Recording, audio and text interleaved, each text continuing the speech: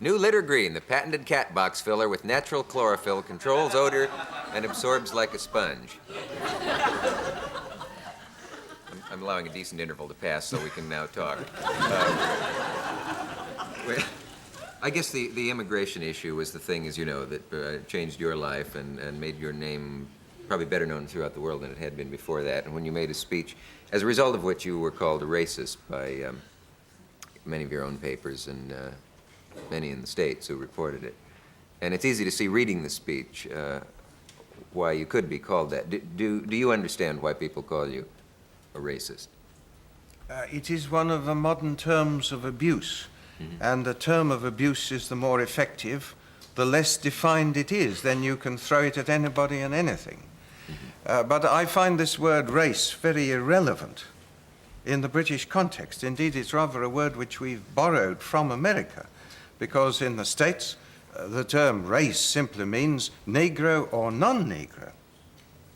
Now, that, of course, is the form in which this sort of conflict or potential conflict primarily presents itself in the United States. But that's a very different background, a very different origin from the problem which we have here.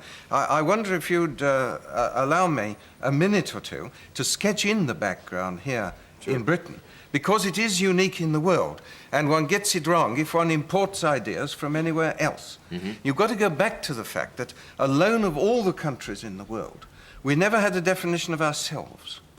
There was never such a thing as a United Kingdom citizen. Unlike the United States, which has its own citizenship, France, Germany, we never had that. We were British subjects. We were subjects of the king or the queen, as the case might be. Consequently, as the British dominions expanded, automatically, everybody was born in or belonged to any part of the British dominions, hundreds of millions of human beings, were all British subjects. And in the law of this country, there was never any distinction between one British subject and another. There was no way of labeling the British subject who, if I may use the word, belonged to this country. Now, this was, had many advantages when Britain was the center of an empire. And if the numbers from the rest of the empire who availed themselves of this identification remained small, then no problem arose. But the rest of the empire had its own citizenships. An Englishman wasn't allowed to go and settle in India or Jamaica. On the contrary, they had their own very strict demarcations and definitions. And now, after the Second World War, there was a big technical revolution that took place, and that was air travel, which made the movement of masses of people from one continent to another possible on a scale which had never been contemplated before. As a result of that, there moved into the United Kingdom growing numbers of British subjects from the rest of the, well, it was by now the Commonwealth, it had ceased to be the empire, who had no other connection than that with this country, with the United Kingdom. Now, it wasn't that this was asked for. It wasn't that these people were brought in as labor, like the movement of labor on the continent. It happened because without a major change in our law, it couldn't be prevented. Indeed, it couldn't be seen. You see, we actually don't know how many came in, because if they're all British subjects, you only counted, well, you didn't count British subjects. And a Hong Kong Chinese, or a Pathan from the northwest frontier, or myself coming back from a weekend in Paris, we were all the same going through the port of entry or Heathrow Airport. Well, eventually reality breaks through. And in 1962, at last, the law was changed so as to make a difference between the British subjects who belong to this country and those who don't. But by the time that that had happened, I'm simplifying, so large a number had already settled here, plus the inflow in the years after 1962, for reasons which I won't enter into, they are complicated, that we now know that unless some drastic change happens, large parts of many of our cities will, by the beginning of the next century, be occupied by a population which has nothing in common with the people of this country. Now, I've defined the problem. Yes. That all sounds reasonable. I think the... It is reasonable, you know. Well, it also sounds reasonable.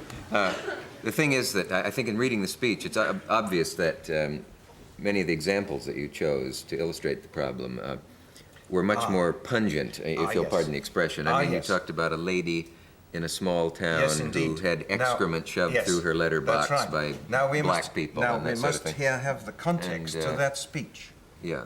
That speech was made 2-3 days before the Conservative opposition had decided to oppose a race relations bill. And the reason that we were going to oppose it was that it would do more harm than good.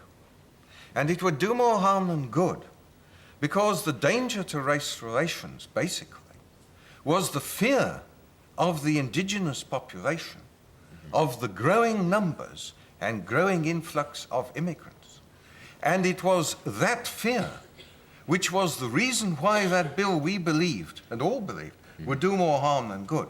That, as the member representing one of the places primarily affected, I set out to illustrate and to explain to parts of the country that had no knowledge of it in that speech. So that's the context of that speech. I was making that speech against a bill which the Conservative Party as a whole opposed. And I was saying, you know, it isn't really, the danger lies not so much in discrimination against the immigrant. It lies in the fear which increasing numbers inspire in the minds, and not surprisingly and not unnaturally, of the population here. That was the message. But do you still have any question in your mind as to what in the speech caused such manifestations afterwards as if you want a nigger for a neighbor, vote Labour? No. That phrase was used long before and was never used in connection with my speech. That phrase dates back to the 1964 election, if not earlier. But of course, there was a terrific explosion of relief that at last somebody had drawn attention. Not we now know to the full dimensions, for I underestimated the numbers in that speech, but at any rate to what were then thought to be the full dimensions of the problem. And people who had watched year after year, particularly in the areas concerned, something happening which was altering their lives, but nobody apparently caring, nobody referring to it, nobody worrying about it. Perhaps said, we can find... But at least somebody's spoken about it. Now we can face it.